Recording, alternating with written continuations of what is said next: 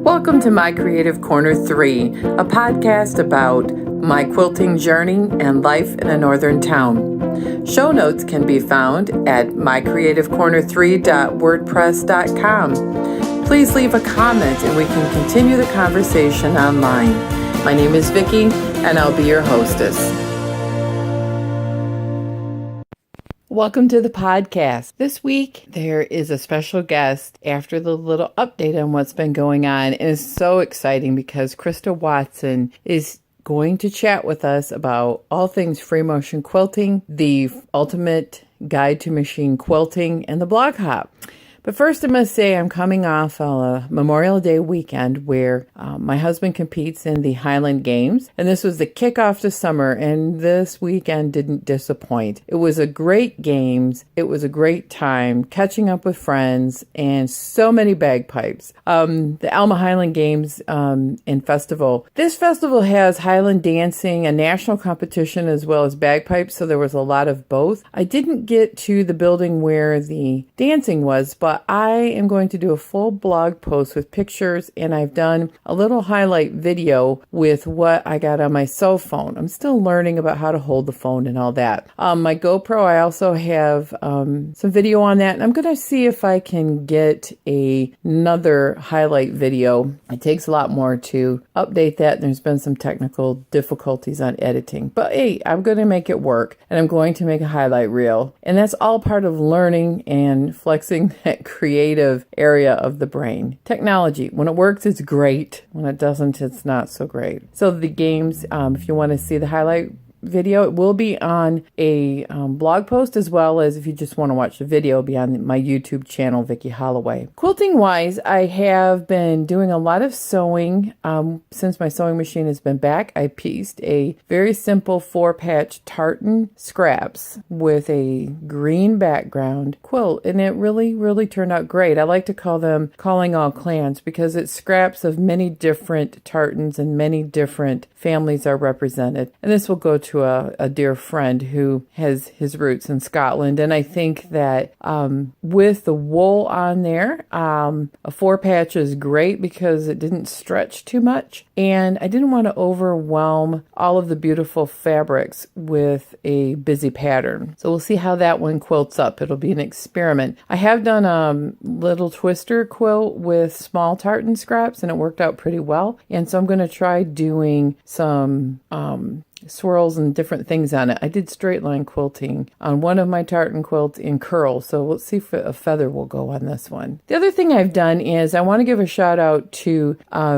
the Snowy Day Challenge. I finished the blocks and I'm assembling that currently. I will put a link to the National Quilt Challenge, NQC. It was a Facebook group, and the moderator of the group did a 9-block, 16.5-inch challenge over 9 or 10 weeks this late winter, early spring, and now she has the entire quilt pattern on her Craftsy class page for free. And I just thought, if you are interested in doing what I did, which is practice half square triangles and make a really nice size quilt, and it's very interesting, I think, with the blocks and the arrangements, I will put a link to that. It was really a lot of fun. I like to do challenges like that periodically to keep my skills sharp, but also see how different people write different patterns and what I like and what I don't like. And I really liked the way hers were done, had some great little drawings and all kinds of tips. She also had some videos on how to do half square triangles for beginners, and it was a really good job. So that will be in the show notes also. So without any further update, because that really does pretty much take us up to what I'm doing now, let's get on to the podcast with the interview with Christa Watson. Welcome to My Creative Corner, and today we're talking to Christa Watson. Hi, Christa. How are you today? Hey, Vicki. And so thanks for having me on. Well, thank you. And today we wanted to talk about a lot of things. And one of them is the book, The Ultimate Guide to Machine Quilting, because there's me and Holly Ann and Christa and Jen who are doing a blog hop. And I have to say, Christa, this book has really, really pushed me to explore new things. And I just want to say thanks for that. While you were working on this book, you partnered with Angela Walters, and I just wanted to open it up by saying, thanks to both of you, but it had to be difficult with two people with two completely different types of machines to quilt on. Could you talk about that a little bit? Oh, sure thing. Well, it's kind of cool. First of all, I have to say, writing a book with Angela was amazing. If anybody, who's ever met her in person knows, she is just full of life and full of fun. And we were like two peas in a pod. Up until that time, I had written one book on my own, and then I had written an article about QuiltCon a couple years ago with Jackie Gearing. So that was the first time I ever collaborated, was writing this little article with Jackie, and that went really well as well. And so, but I had never done a full-length project. So when it happened with me and Angela, I have to say I was a little nervous because, she's amazing, and she has different techniques than I do. But I tell you, she made it so easy. We're a lot the same, but we've got a little bit different personalities in that Angela is literally like the most laid back, chill person you could meet. I, on the other hand, I'm very laid back, but only because I'm very planned. So I'm kind of like a planned, a planned laid back person. And so what I mean by that is I'm very detail oriented, and I do lists and checklists and double check and triple check and that kind of thing. And so working with Angela was so great because I would have all these ideas of things that I thought we needed to do. We need to do, step 1, step 2, step 3, whatever. She's written a lot of books, so she knows what she's doing, so she doesn't have to be stressed out about it like I do. But since this was only my second book, I had all these lists to checklists and things. Anyway, whole long story. So I would go to Angela and I'd say, oh, I feel like we need to do this, this, this, and this. And she every time was like, no problem, whatever you want, just tell me what to do. And so working with that personality was so great because we never butted heads. We always got along. I would ask her to do something. She would say yes.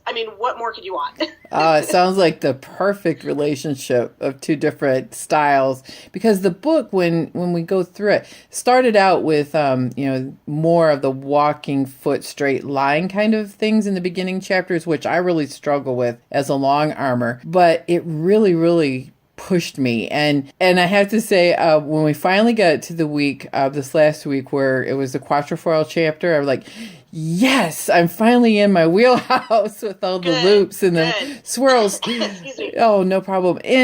But I do notice that it's a very different viewpoint, when you are on a long arm machine versus a domestic. And I have done some free motion quilting on the domestic before I got my long arm. But the two different styles can marry and use all kinds of the stitches that both of you have presented in this book. And I think that's why this is something that everyone who's interested in expanding their skills should look at. And I really like the border ideas, but I'm kind of like a blend between you two. I'm pretty laid back when I'm on the long arm, and I kind of go by intuition, but at the same time, I like to have it stepped out in my brain how I'm going to do things. I want to ask, do you put a lot of registration lines on some of these projects? I know you're a planner, so I was going to say, registration lines. Do you draw a draft of your project as you go to kind of give you ideas on your stitching, or are you more organic? kind of yes and no. So let me kind of go back. So on the actual quilt itself, when I'm actually doing the quilting stitches, now I want that to be really free form and imperfect and not high stress. So I don't do any marking. I don't do any marking if I can avoid it. So on that hand, I don't do any of that kind of registration marks. But when I'm thinking about what I want to do ahead of time before I get to the quilting, I guess what I do is I do all my planning ahead of time. Meaning if I have say 2 designs, let's say I want to do pebbles and swirls in a quilt, I will actually print off a copy of my quilt design. Let's say it's a 9-patch design or whatever it is. I'm an EQ7 designer, so I design everything in EQ7, the electric quilt software, and I'll print that off. But what I always recommend to my students, if you don't have that capability, you can just take a picture of your quilt top and then just print it off in black and white. and you get the same idea. You can actually draw on an 8.5 by 11 sheet of paper. So what I'll do is I'll take that, like I said, that 9 patch or whatever the design is, I'll print off a copy of the design of the pieced top, and then I'll sit there and I'll maybe come up with 4 or 5 different versions, and I will sketch out different ideas on that piece of paper so that by the time I'm ready to actually go to the quilt, I've already thought about it ahead of time. Mm-hmm. And so what I guess I like to say is I like to do all my planning up front so that by the time I get to the machine, I don't have to think about it. All I do is quilt. And then that's how I have a good time, because I'm not stressing about, oh, wait, should I quilt pebbles here? Oh, wait, should I quilt swirled or stipple? Like, what should I do? I've already thought about it, and I might change my mind, but at least going through those motions of coming up with a couple different ideas, I call it like making a quilting plan and figuring out your path, like your quilter's path of how you're actually going to get to your quilt. I hope that makes sense. It does. Because I think I do a lot of the planning in my head, and then I get to the quilt. And I don't know if you read my blog, but it was the week where, the second week where we were supposed to have high contrast. And it didn't work. Mine did not work at all because the shapes I picked were too circular and it wasn't enough of a contrast between the long, wavy flame type of wood grain. So I'm going to do that this week with the quilt that I have on. The frame right now is a quilt of Valor that the club did at our local quilt shop, and I think that I'm gonna see if I can get my electric quilter to work. But otherwise, I'm going to take a picture and try that, because I want to have, you have a certain contrast in your head and you want it to come to fruition. So that's a great tip. I really, really like that. Thank you. Oh, you're welcome. It just kind of developed because I was like you. I would have all these wonderful ideas in my head, and I would go to quilt them, and they just didn't turn out. And I would get so frustrated because there you are with like a queen size quilt, and you've quilted for like half an hour, and you're like, well, I'm not going to pick it out. I'll just keep going. And then you end up quilting and not liking it. Now I would rather take that half an hour or maybe like 10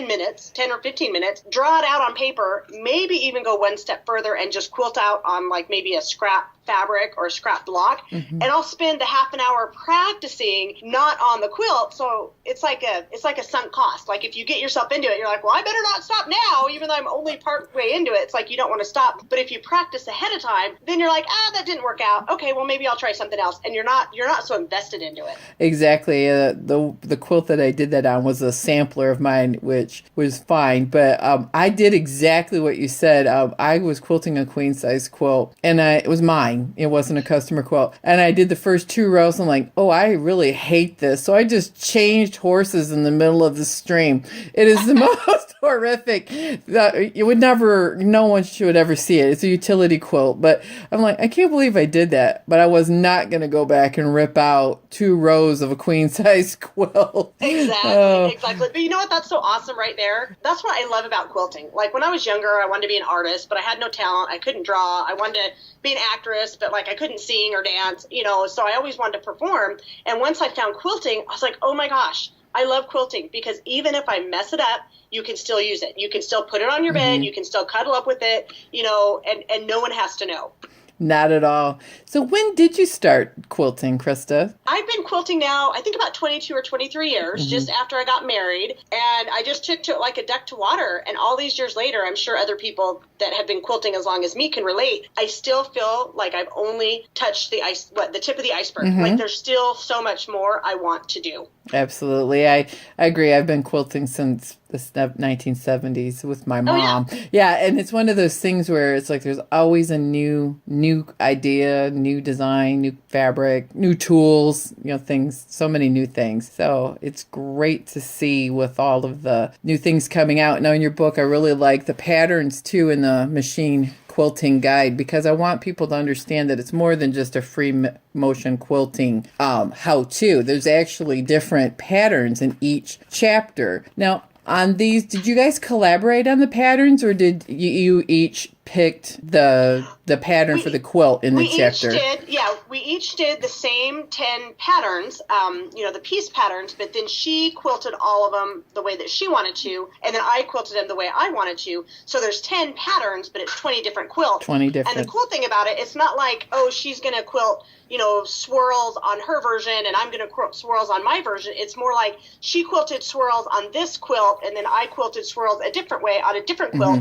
So there's a total, I counted, there's there's like over 50 different quilting designs, and you can like mix and match them, which is really fun. So that's kind of a long answer, but No, it's perfect because I think a lot of people when they buy a book, they think that it's going to be kind of like a cookbook, step 1, step 2. And it's not. This book is more of here's the pattern for the actual piece top, but then you can make it your own. So you've been quilting for over 20 years, and now you've been on your second book and you're teaching, and wow, it sounds like the rest of the year we were talking that you have some big plans and you're mapping it out, and I'm very excited because I've seen on your website that you have quite a few new things coming up. And is there any of those that you wanted to talk about before I jump into talking about your next book?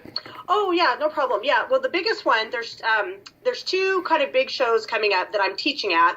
I'm teaching at the Vermont Quilt Festival coming up in June, and I can't remember off the top of my head what the dates are. Mm-hmm. And then I'm teaching for MQX, which you and I were talking about, that you've had some quilts in that show, which is super cool. Mm-hmm. So I'm teaching at that show in September, and I have to say I love teaching because in my years, I've taught for a long time, but I really only started traveling to teach about the last 3 years once I started writing books and stuff.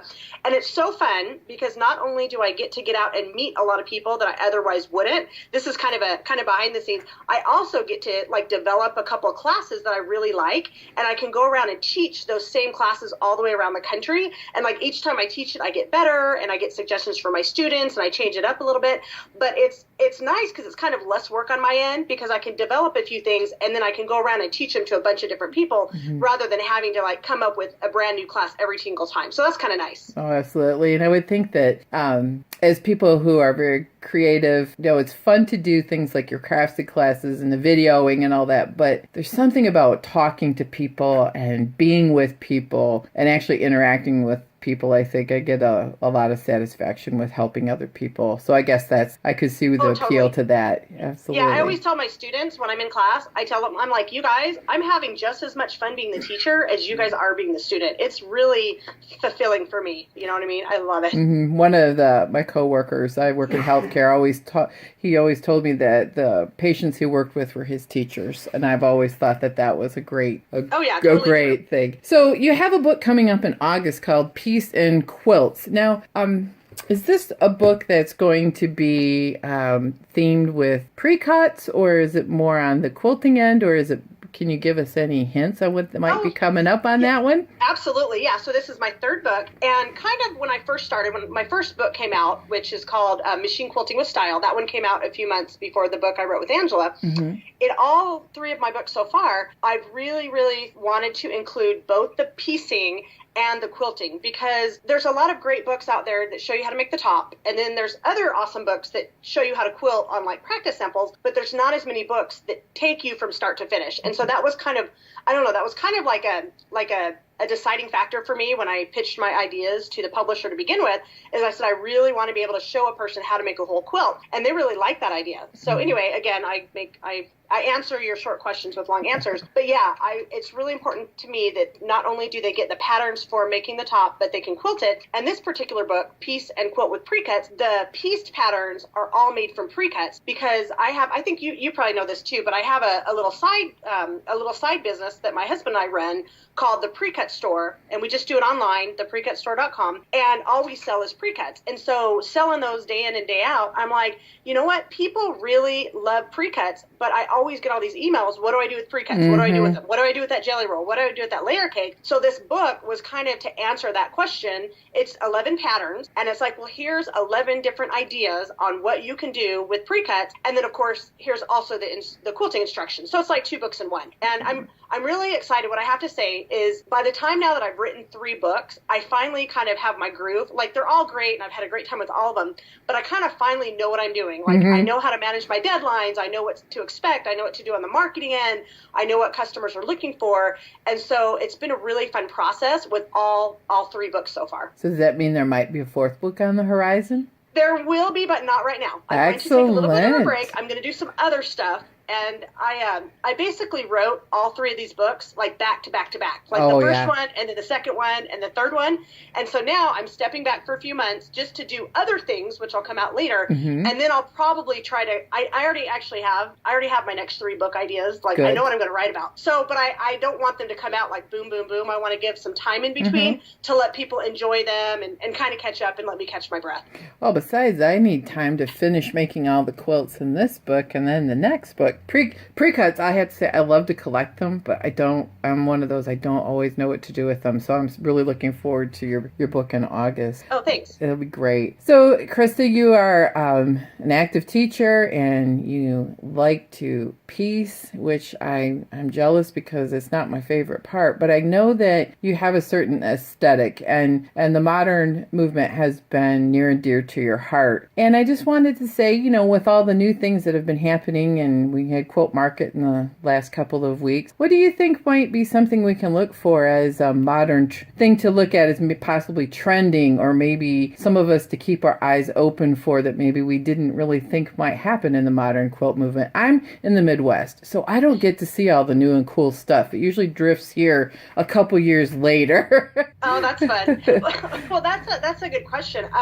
I know I kind of hear different variations of other people. I've never thought about that a lot. But the first thing that jumped out at me as you were saying that is I think what's happening and will continue to happen is that I think a lot of the modern movement is going to continue to embrace traditional stuff, but they're going to take a new twist on it. And what I mean by that is, like, when I first joined, I've been quilting for a long time, but everything just kind of changed when I went to QuiltCon and I wrote my first book. And what I always tell my students is, even though I prefer modern quilts, like, I don't teach modern quilting, I teach quilting. Right. So I teach machine quilting, and then people can do it on whatever style they want. That just happens to be what I enjoy. Because I started, 20 years ago, I was a traditional quilter, and I've only been making modern quilts the last couple of years. But anyway, I have this really, like, deeply rooted, design in tradition, because that's what I grew up in. But what I've enjoyed seeing is seeing the modern quilters take that traditional style and make it their own. And I remember way back when I started, there was things like modern quilters would be like, oh, no, we don't like batiks, or oh, no, we don't like this. And I think what's happening is it's evolving and it's embracing. Like, there are modern batiks, it first started off like people worried about, oh no, we don't do feathers, or we don't do this, or we don't do that. And now people have been able to find a way to say, well, you know what? I really like feathers, but now I'm going to make them modern. Or I really like batiks, but now I'm going to choose batiks that maybe are more like, maybe more geometric and not so florally. And so what's really been fun is that they can take these traditional ideas, make them their own, and do stuff like, I've seen, who is it? Bill Kerr and Weeks Ringel that do modern quilting, they use Civil War reproduction fabrics in their modern quilt. So just seeing stuff like that you would think is kind of a, doesn't match, and putting them in your modern quilts. And it really is this idea that, yes, anything goes. But to me, people ask me, like, well, what's a modern quilt? What does it look like? I have a very simple definition. I'm like, if it's highly geometric with lots of sharp lines and angles and things like that, most likely it's probably on the modern spectrum. And so no matter what fabrics you use, if you can keep it, angular and more kind of based on graphic design, more likely it's going to look like a modern quilt rather than a traditional quilt. Mm-hmm. Well, I have to say, I've always thought that the Civil War fabrics, when I looked at them, I thought, boy, they are way more modern looking if you blew that little teeny pattern up to a huge size than I ever gave it credit for. It was just the color palette was, antique, because that was all they had for the dyes back then. But exactly. And I always think, what's funny, I mean, not getting off on a tangent here, but I always think when they find these old, muddy, like, quilts like that, I'm like, but were they that color back then? Right. They might have been, and I don't know, because I don't know any history, but I know other people have studied this. I'm sure they had their quilts that were red and orange and purple and green, and then 100 years later they faded to brown. So exactly. I don't know that back then they were brown quilts. No, I totally agree with you, because my mother has a lot of quilts that were in our family, even though I never met the quilters who came before me. They were like 2 generations ahead of me. They were bright colored, and they were not necessarily 1930s era quilts. I mean, some of them were very old, and they were bold. So I think you're totally right. I think we just have an idea of what a Civil War era quilt looks. But the patterns are very angular and geometric on some of the ones that I've looked at over time. You know what it's like? It's like your parents. Like, you think your parents lived in a black and white world, but they really didn't. No, it was pretty technicolor. They had black and white photographs, Exactly. Exactly. Yeah, modern quilting is something that I've really embraced myself as a way to expand my horizons in the last few years because, Gwen Marston lives not too far from my home, and She's amazing. she is, and so her influence has been reverberated through here in Michigan for a long time. And I actually got to go see the little sketches, and it was that museum display that she had with all these tiny little ideas. And I think that's something that I've taken from both you and Gwen, a lot of people, because I'm kind of like to throw everything in the kitchen sink together and then hope that it turns out at the end, is that practicing the idea of making a little sketch or taking a photo of your quilt and trying the patterns on it, that's really a great idea. It's really a great idea because it can transfer to a bigger scale. So angular lines, and that's a very good help for me, Christa, because I am rooted steeply into the tradition too, and I'm trying to look at how can I take that really cool block and make it more contemporary or modern. So. Yeah, and one other thing too, I mean, again, I'm no expert on it because I'm still learning myself, but I noticed, like, back when I started quilting in the 90s, I remember, when Gwen Marston and, the Quilts of G's Ben and Michael James and Nancy Crow and all those kind of people, hold on, I got a cough.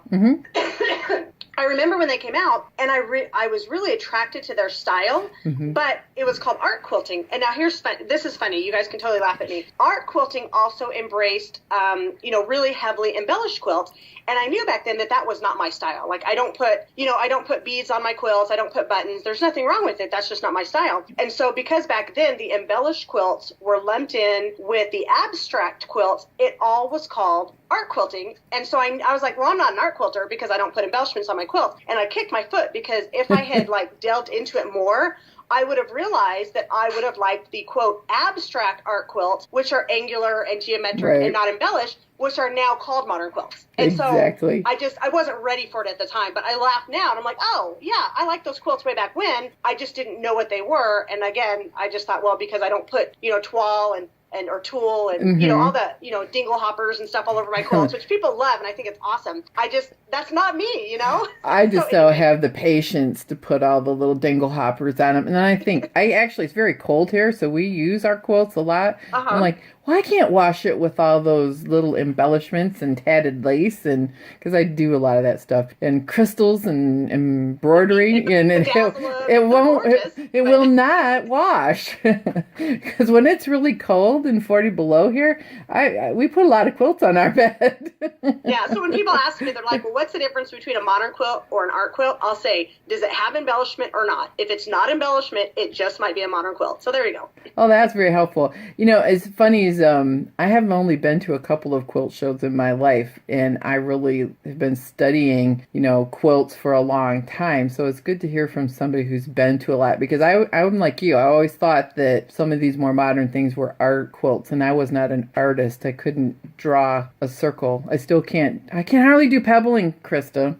Whenever I do pebbling, you look at mine, and there is no round pebble to be found in my quilting. The tracing over it is back when you have to backtrack a little bit. That's that's the bane of my existence. I've tried everything. I think the bottom line is that you have to put in 10,000 hours of pebbles before you become a master. So yeah, hey, oh my gosh, it took me like 6 months to get pebbling, and I tell you, when I was first starting and I learned stippling, like that was my first free motion quilting. Me too. I literally stippled every quilt for like 2 years because that's all I could do, and I was so proud of it. And that when I first got my long arm, actually my mother bought it, and I was very sick at a time, and it was part of my recovery. Was together we learned how to do long arming, and she wound up retiring and moving to a warmer climate, and the long arm lives in my bedroom. But I think for the first year, that's all we did. We did stippling, loops and swirls, and I learned a feather shape, a leaf shape, which led to feathers within. But it took me a couple years to get that far. And I think, and I think that's what I like about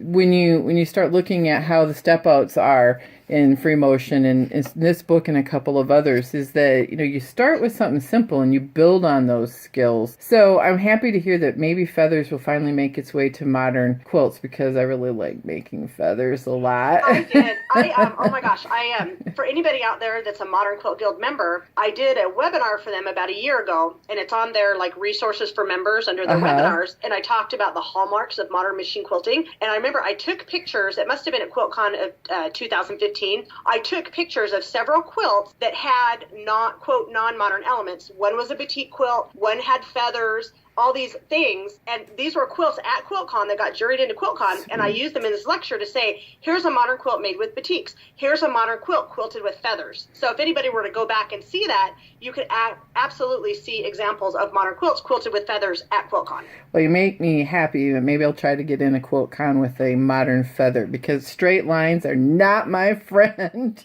Oh, I know. Oh my gosh, straight lines are hard. They're actually hard. I mean, I don't really do that much straight line quilting.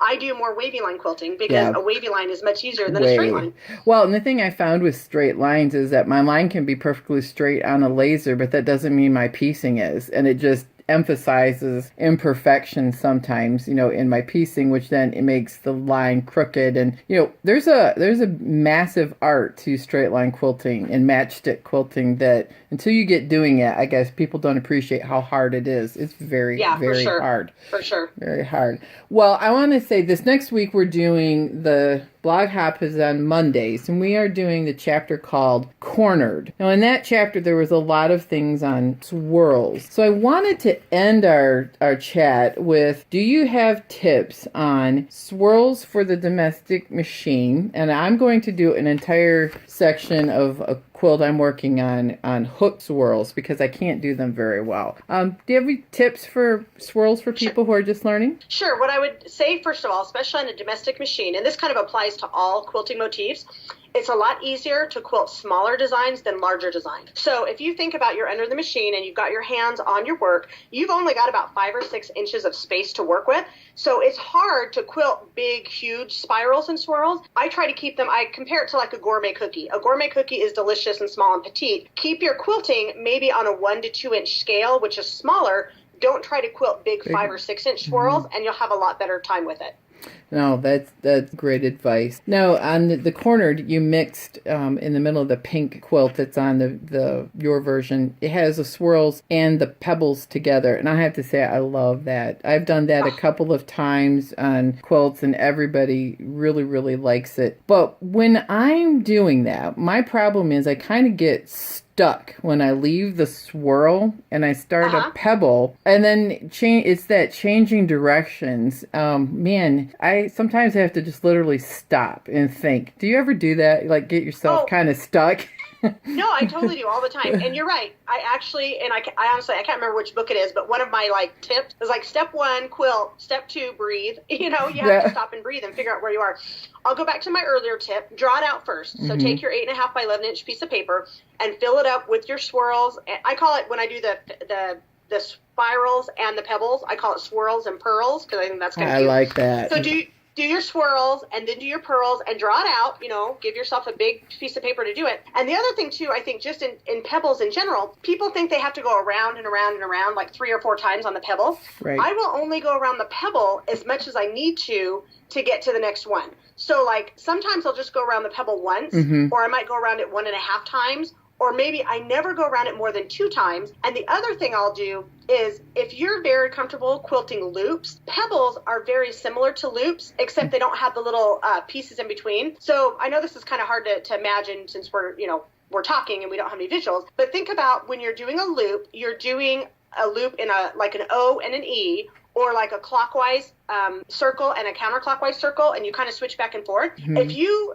do that with pebbles, it'll be easier. And what I mean by that is you do your circle one way, and then do your next circle the next way. And by going back and forth and switching directions every single pebble, it'll become second nature to you, and it'll be a lot easier rather than trying to do like circle and circle and circle. Do like circle, and then backward circle and backward circle, and it'll come to you more easy. I'm going to keep practicing that because I've been kind of thinking of it more in like figure eights, and that gets me in trouble once in a while because then I get like off rhythm, and then my brain does a flip flop. You ever had that happen? Your brain does a flip flop and you don't know where you're at. Yeah, that happens once in a while to me. So we skipped one chapter in the book. That is the week of the whole cloth quilt. So I'm looking for one idea, because you did a butterfly quilt in that book, and I actually saw that in Grand Rapids, and it's a breathtaking quilt. It was scary. It's very daunting. That was out of my box for me.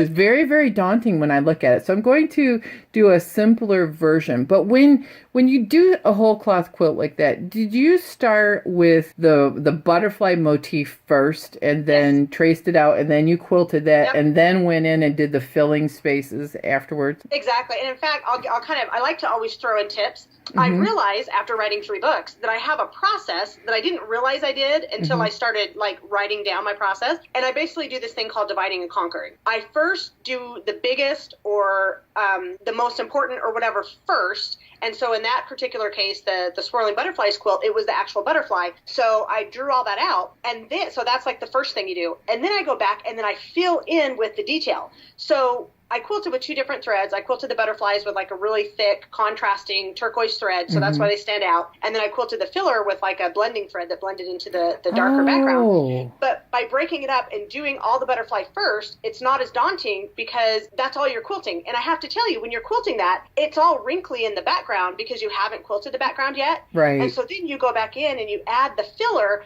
and even though your eye notices the butterflies, like that's the wow, what your eye doesn't notice, but what makes the quilt is actually the background quilting. That's what gives it the texture, because you're filling in every space with all that background. And I called it improv machine quilting or free motion improv, where you just take all these different motifs, you mash them up. It's kind of like graffiti quilting. Yeah, I like to do that. But anyway, that actually makes the quilt, because that's where you add the texture, and it kind of like fades into the background, so the main motif can pop out at you. So anyway, that's a long way to say quilt one section, whether it's your quilt, whether it's your main motif, whatever. Quilt one part of it first, stop, breathe, and then come back and fill in the rest. And it looks amazing, but honestly, it's not hard. It's just step by step, taking a step-by-step approach. And I bought a Frixion pen. I've never used it before, and I was going to test it out in something. Do you use those kind of pens to mark out your motif, or do you stick with pencils or graphite or? Normally I'll use, my favorite is just like a blue washable marker. Okay. And with this one, because it was actually a black, I kind of tested it out, and what I did is I used a white chalk pencil, but what I did is I used a light box. So this was one of the few times that I marked it out, because I normally don't mark it out. But what it is, I made myself a template, like a little stencil, just with, just on like paper, and then I taped it to the light box. Then I put the black fabric over the light box, and it actually could shine through, and even though it was black fabric, you could still see it through the light box. And so then I was able to trace the template motif onto it with a white pencil. I need to find a white pencil if I do that. I tried doing cables once on a traditional quilt with a black background, and I had a silver pen, and I'm like, nothing worked. It was horrible. So yeah, it's like a white chalk pencil, so then it kind of washes out, and it works really well. Perfect. Yeah, it's funny is with the internet now, I live in a pretty rural town, and we had no big box stores when I first started quilting. We had we had one little quilt shop, and then it went out of business, and then recently it's become a very large destination quilt shop in my town. So she has access to everything. But before that, I was like constantly grabbing at straws in the air, tip from anybody to try to figure out how to do some of these things. So, well, you've given me confidence that I think the idea of you can do contrast with both thread thickness as well as the textures, making that motif stand out. Well, the butterflies quilt in person is even more beautiful than the photography, which is fantastic in this book. Thank you. It was a beautiful, beautiful quilt. I think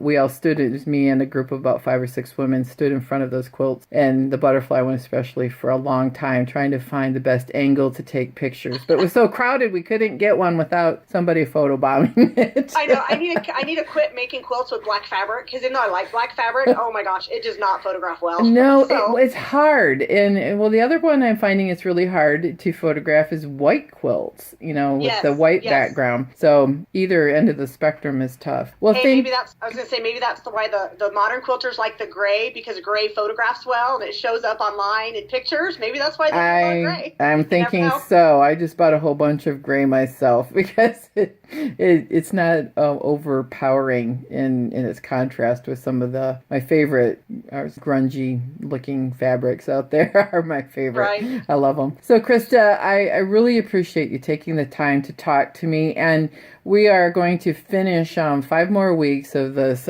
machine quilting blog hop is what we're calling it, with the Ultimate Guide to Machine Quilting that you and Angela wrote this lovely book. And you've given me confidence that I can do a whole cloth quilt with actually tracing something on it, because I'm kind of an ad-libber and I need to stop ad-libbing so much and try to actually have some structure to some of my quilting.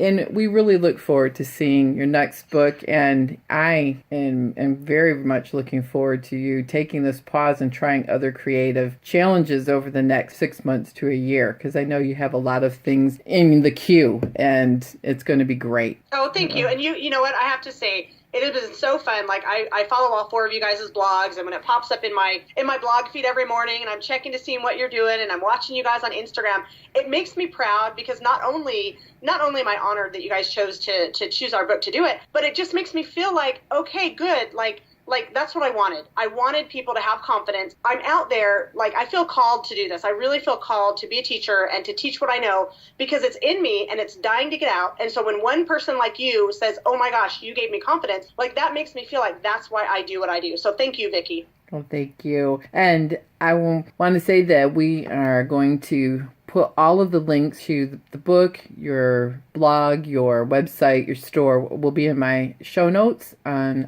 my blog, and we'll make sure that everybody has seen the professional version of your butterflies quilt and not my camera shot from Grand Rapids, AQS. AQS. You get to that, and that was so smart. By the time you guys get to week 10 and do that, you guys are going to be able to see how far you've come, and I can't wait to see it. Oh, I can't wait either. Well, thank you. You're welcome. Let me end the recording here, and then just a second.